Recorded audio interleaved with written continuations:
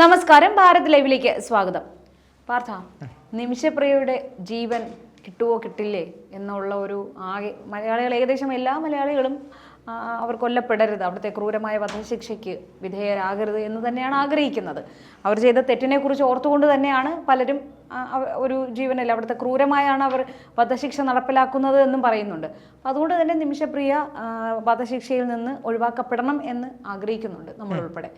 പക്ഷേ ഇപ്പോൾ കേൾക്കുന്ന റിപ്പോർട്ടുകൾ പ്രകാരം തലാലിൻ്റെ സഹോദരൻ്റെ ഫേസ്ബുക്ക് അക്കൗണ്ടിൽ പോയി ഇവിടെയുള്ള മലയാളികൾ അറബി ഭാഷയിൽ, ഗൂഗിൾ ട്രാൻസ്ലേറ്ററൊക്കെ ഉള്ളതുകൊണ്ട് ആർക്കും എന്തും ചെയ്യാൻ പറ്റും, ഭാഷയിൽ നിമിഷപ്രിയയെ വെറുതെ വിടരുത്, നിങ്ങളുടെ സഹോദരന് ജീവന് നിങ്ങൾ വില പറയരുത് എന്നൊക്കെ പറഞ്ഞ് കമൻ്റ് ഇടുന്നു എന്നാണ് പറയുന്നത്. നേരത്തെ തന്നെ ഇവിടെ എല്ലാവരും ചേർന്ന്, സർക്കാരും സാമുദായിക നേതാക്കൾ ഉൾപ്പെടെ പലരും ചേർന്ന് നിമിഷയുടെ വധശിക്ഷ ഒന്ന് ഇളവ് ചെയ്ത് കിട്ടാൻ വേണ്ടി അവരുടെ കഴിവിൻ്റെ മാക്സിമം അവർ ശ്രമിക്കുന്നുണ്ട്.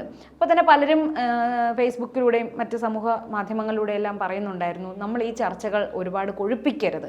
കാരണം ഇപ്പോൾ സോഷ്യൽ മീഡിയയിൽ കൂടെ തന്നെ ഇവിടെ എന്ത് ചർച്ചകൾ നടക്കുന്നു എന്നുള്ളത് യമനിലിരിക്കുന്ന തലാലിൻ്റെ കുടുംബാംഗങ്ങൾക്കും അറിയാൻ കഴിയും. കാരണം ആ കുടുംബമാണ് ഇതിൽ തീരുമാനമെടുക്കേണ്ടത്.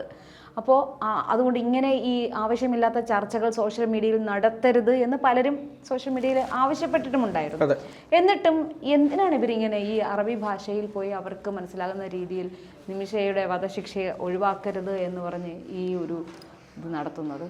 ചേച്ചി പറഞ്ഞതുപോലെ ഇപ്പോൾ നിമിഷപ്രിയയുമായി ബന്ധപ്പെട്ട് നടക്കുന്ന ചർച്ചകളിൽ ഏറ്റവും മുൻപന്തിയിൽ നിൽക്കുന്ന ഒരു പേരാണ് കാന്തപുരം എ പി അബൂബക്കർ മുസ്ലിയാരുടേത്. അദ്ദേഹം ഈ കാര്യത്തിൽ കൃത്യമായി ഇടപെട്ടിട്ടുണ്ട്. അദ്ദേഹം നമ്മുടെ ഭരണ സംവിധാനങ്ങൾക്ക് പോലും ആ തലാലിൻ്റെ കുടുംബവുമായി ബന്ധപ്പെട്ട് ഒരു ചർച്ചയ്ക്കും ഒരു മുൻകൈ എടുക്കാൻ കഴിയാത്തൊരവസ്ഥ വന്നിരുന്നു. കാരണം വേറൊന്നുമല്ല, അവരുമായി നിരന്തരം ബന്ധപ്പെടുമ്പോഴും അവർക്ക് താല്പര്യമില്ല എന്നാണ് അവർ പറയുന്നത്. ഞങ്ങൾക്ക് ഇത്തരമൊരു വിഷയത്തിൽ താല്പര്യമില്ല, ഞങ്ങൾക്ക് നിമിഷപ്രിയയുടെ മരണമല്ലാതെ മറ്റൊന്നും തന്നെ ഈ ഒരാളുമായി ബന്ധപ്പെട്ട് തിരിച്ചൊരു പ്രതിഫലമായി നൽകാനില്ല. അതുകൊണ്ട് ഞങ്ങൾ ഒരിക്കലും ഒരു ദിയാദനവും നൽകിയൊന്നും ഞങ്ങളെ ഈ കാര്യത്തിൽ ഇടപെടാൻ വരേണ്ടതില്ല എന്നതാണ് അവരുടെ കുടുംബം മസ്റ്റായിട്ട് പറഞ്ഞുകൊണ്ടിരുന്നത്. പക്ഷേ കാന്തപുരം എ പി അബൂബക്കർ മുസ്ലിയാർ അവിടെയുള്ള സുന്നി വിഭാഗത്തിൽ തന്നെ പെട്ട നേതാക്കളുമായിട്ടും അതുപോലെ തന്നെ അവിടുത്തെ സൂഫി പണ്ഡിതന്മാരുമൊക്കെ ആയിട്ടുള്ള ആത്മബന്ധത്തിൻ്റെ പുറത്ത് അദ്ദേഹം ഇടപെടുകയും അദ്ദേഹത്തിൻ്റെ ശ്രദ്ധയിലേക്ക് ഈ കാര്യം പെടുത്തിയത് ചാണ്ടി ഉമ്മനാണ്. ചാണ്ടി ഉമ്മൻ വളരെ കൃത്യമായി ഉമ്മൻചാണ്ടിയുടെ ഒരു സ്വപ്നം അദ്ദേഹം മരിക്കുന്ന സമയത്ത് പോലും അവസാന ഘട്ടത്തിൽ പറഞ്ഞ ഒരു കാര്യം എന്ന നിലയ്ക്ക് ചാണ്ടി ഉമ്മൻ വളരെയധികം ഈ കാര്യത്തിൽ ഇടപെടുന്നുണ്ട്. ഒപ്പം ഗവർണറുടെ അടുത്ത് പോയിട്ട് അദ്ദേഹം കാര്യങ്ങൾ പറഞ്ഞു. അദ്ദേഹം യൂസഫ് അലിയെ വിളിച്ച് സംസാരിച്ചിരുന്നു. കാന്തപുരത്തിൻ്റെ അടുത്തും അദ്ദേഹം ഈ കാര്യങ്ങൾ സംസാരിച്ചു. അങ്ങനെയാണ് കാന്തപുരം ഈ വിഷയത്തിൽ ഇടപെടുന്നത്. അദ്ദേഹത്തിൻ്റെ ഇടപെടൽ മൂലം തന്നെയാണ് അവിടെയുള്ള ഒരു ഈ പറയുന്ന സൂഫി ആത്മീയ നേതാക്കന്മാരും അവിടെയുള്ള മതപരമായിട്ടുള്ള മത നേതൃത്വങ്ങളും ഈ തൂക്കുകയറുമായി ബന്ധപ്പെട്ട് ഈ ശിക്ഷ വിധിച്ച ജഡ്ജിയും ഉൾപ്പെടെ ആയിട്ട് ചർച്ച നടക്കാൻ കഴിഞ്ഞത്. എന്താണ് തലാലിൻ്റെ കുടുംബം പറഞ്ഞത്? ഒരു സൂഫി പണ്ഡിതൻ അല്ലെങ്കിൽ ഒരു മതപണ്ഡിതൻ വന്ന് പറയുമ്പോൾ നമുക്ക് ചർച്ചയ്ക്ക് പോകാതിരിക്കാൻ പറ്റില്ല. മറ്റ് സംസ്ഥാന സർക്കാരോ അല്ലെങ്കിൽ നമ്മുടെ കേന്ദ്ര സർക്കാരോ ഒക്കെ ശ്രമിക്കുമ്പോഴും അവർക്ക് അതിൽ നിന്ന് ഒഴിഞ്ഞു നിൽക്കാൻ കഴിയും. കാരണം യമൻ ഭരണകൂടത്തിൻ്റെ വഴികളിലൂടെയാണ് അവർക്ക് പോകുന്നത്. പക്ഷേ ഈ രണ്ട് കാര്യം എന്ന് പറയുന്നത്, സന എന്ന് പറയുന്ന യമനിലെ പ്രവിശ്യ ഭരിക്കുന്നത് ഹൂത്തികളാണ്. ആ ഹൂത്തികളുമായി ബന്ധപ്പെട്ട് നമുക്കറിയാമല്ലോ, അവിടെ വളരെ കൃത്യമായി അമേരിക്ക പോലും ഈ ഭീകര പട്ടികയിൽപ്പെടുത്തിയ ഒരു വിഭാഗമാണ് ഹൂത്തികൾ എന്ന് പറയുന്നത്. പക്ഷേ അവർക്ക് അവരുടേതായ നിയമങ്ങളും അവരുടേതായ കാര്യങ്ങളുണ്ട്. അത് നമ്മൾ ഇവിടെ ഇരുന്ന് വിമർശിച്ചിട്ട് കാര്യമില്ല, കാരണം അവരുടെ നിയമമാണ്. ഇപ്പം എന്തായാലും പെട്ടു. പക്ഷേ അതിൽ നിന്ന് ആ ഭരണകൂടത്തിന് പോലും അവരുടെ കുടുംബത്തോട് ഈ ശരിയത്ത് നിയമപ്രകാരം നിങ്ങൾ ഈ ചർച്ചയ്ക്ക് വരണമെന്ന് പറയാൻ കഴിയില്ല. അതാണ് അവിടുത്തെ ഒരു പ്രത്യേകത. അപ്പോൾ കാന്തപുരം അബൂബക്കർ മുസ്ലിയാർ ഇടപെട്ടുകൊണ്ട് ആ ചർച്ച നടന്നു. ഈ ചർച്ച ചില ആളുകൾക്ക് പിടിച്ചിട്ടില്ല എന്നുള്ളതാണ് യാഥാർത്ഥ്യം. ഞാൻ ഇന്നലെ തന്നെ ചെയ്ത വീഡിയോയിൽ ഞാൻ പറഞ്ഞിരുന്നു, ഏകപക്ഷീയമായി കാന്തപുരം അബൂബക്കർ മുസ്ലിയാർക്ക് മാത്രമാണ് ഇതിൽ റോൾ എന്ന് പറയുന്നതിനോട് യോജിക്കാൻ കഴിയില്ല. ചാണ്ടി ഉമ്മൻ ഉൾപ്പെടെ, യൂസഫ് അലി ഉൾപ്പെടെ, അതെ, കേന്ദ്ര സർക്കാരും അമിത്ഷായും ഉൾപ്പെടെ, അവിടുത്തെ വിദേശകാര്യ ഉദ്യോഗസ്ഥർ ഉൾപ്പെടെ എല്ലാവരുമായി നിരന്തരമായ ചർച്ചകൾ നടക്കുന്നുണ്ട്. അപ്പം ഈ പറയുന്ന നിമിഷപ്രിയ ഇന്റർനാഷണൽ ആക്ഷൻ കൗൺസിൽ ഉണ്ട്, അവർക്കും ഇതിൽ പങ്കുണ്ട്. സാമുവൽ ചെറോം കാലങ്ങളായി അവിടെ നിന്ന് ഇതിനുവേണ്ടി പ്രവർത്തിക്കുന്നുണ്ട്. അദ്ദേഹത്തിനും ഈ കാര്യത്തിൽ ഒരുപാട് കാര്യങ്ങളുണ്ട്. അപ്പോൾ പക്ഷേ ഈ കാന്തപുരം ഇതിൽ ഇടപെട്ടു എന്നത് കണ്ടത് മുതൽ കാന്തപുരം വിരുദ്ധ ചേരികൾ, അത് മുസ്ലിം വിഭാഗത്തിൽ തന്നെയുള്ള കാന്തപുരം വിരുദ്ധ ചേരിക്ക് ഈ കാന്തപുരത്തിൻ്റെ മൈലേജ് വല്ലാതെ വർദ്ധിക്കുമോ ഈ നിമിഷപ്രിയ അവിടെ നിന്ന് ഇറങ്ങി വന്നാൽ എന്നുള്ളൊരു തോട്ട് അല്ലെങ്കിൽ ആ ഒരു ചിന്ത അവർക്ക് വല്ലാതെ വരികയും അതുകൊണ്ട് ഇതിനെ എങ്ങനെയെങ്കിലും എതിർക്കണം എന്ന നിലപാടിൻ്റെ പുറത്ത് വലിയ ക്യാമ്പയിനുകൾ ആരംഭിക്കുകയും ചെയ്തു എന്നുള്ളതാണ് ഏറ്റവും വലിയ പ്രശ്നം. ഞാൻ ഈ പറയുന്നത് പോലെ നിമിഷപ്രിയയെ അനുകൂലിക്കുന്ന ഒരാളല്ല.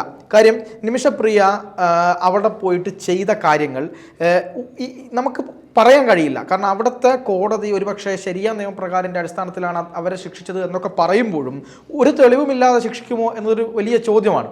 ഇനി അവർ നിരപരാധിയാണെങ്കിൽ പോലും അവരുടെ കഥ നമുക്ക് നോർമലായിട്ട് കേൾക്കുന്ന സമയത്ത് തന്നെ അവർക്കതിൽ മനസ്സറിവുണ്ട് എന്നുള്ളത് നമുക്ക് കൃത്യമായിട്ട് അറിയാം. അത് എന്തിൻ്റെയെങ്കിലും ഭാഗമായിക്കോട്ടെ, ചിലപ്പോൾ ചെറുത്തുനിൽപ്പിൻ്റെ ഭാഗമായിരിക്കാം, ചിലപ്പോൾ ബുദ്ധിമുട്ടിൻ്റെ ഭാഗമായിരിക്കാം. പക്ഷേ ഇത്രയും നീചമായ ഒരു കാര്യം ചെയ്യുമ്പോൾ അത് വളരെ വലിയൊരു പ്രശ്നമായിട്ട് തന്നെ നമ്മളതിനെ കാണണം എന്നാണ് ഞാൻ മനസ്സിലാക്കുന്നത്.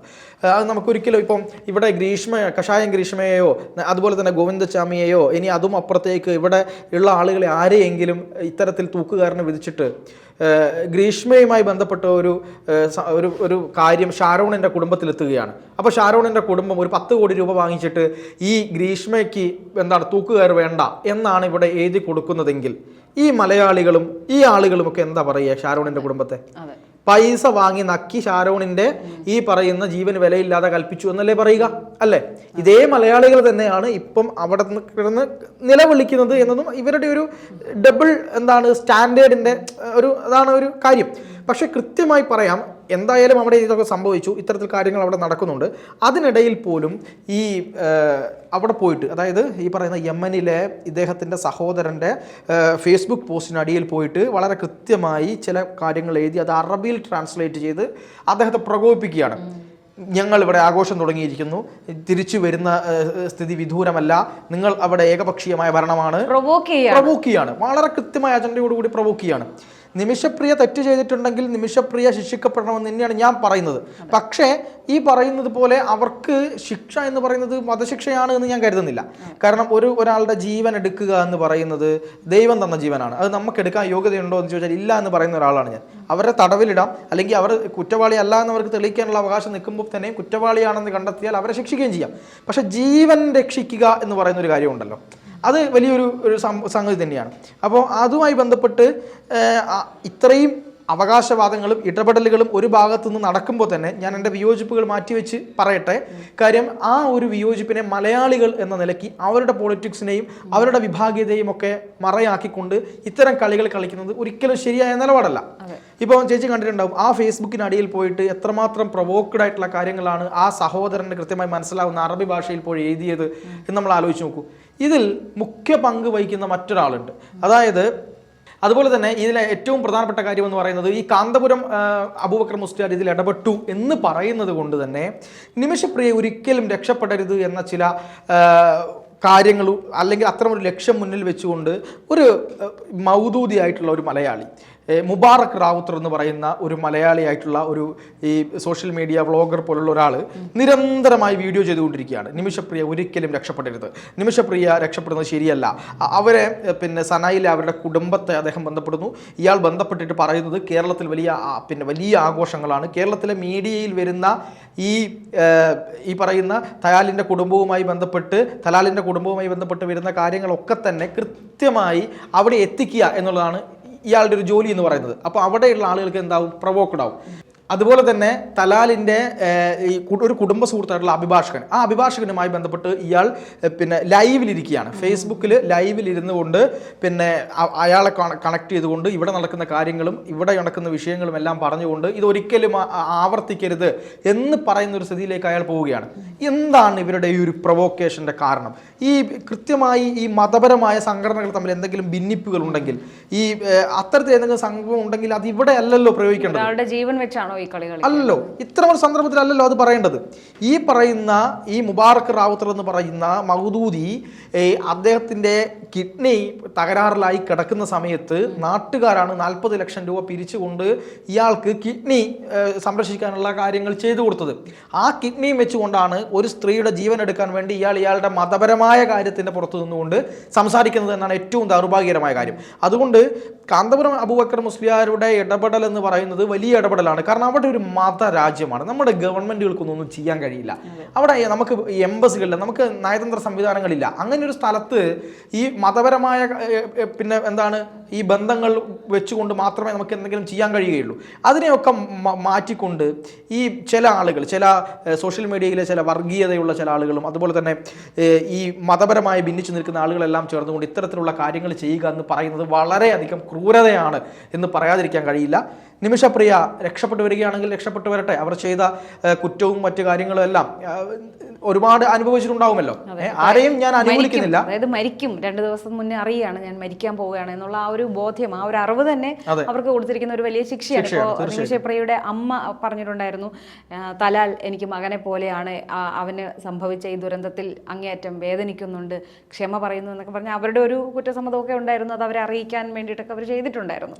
എന്തായാലും നമുക്കത് കാത്തിരുന്ന് കാണാം. തീർച്ചയായിട്ടും.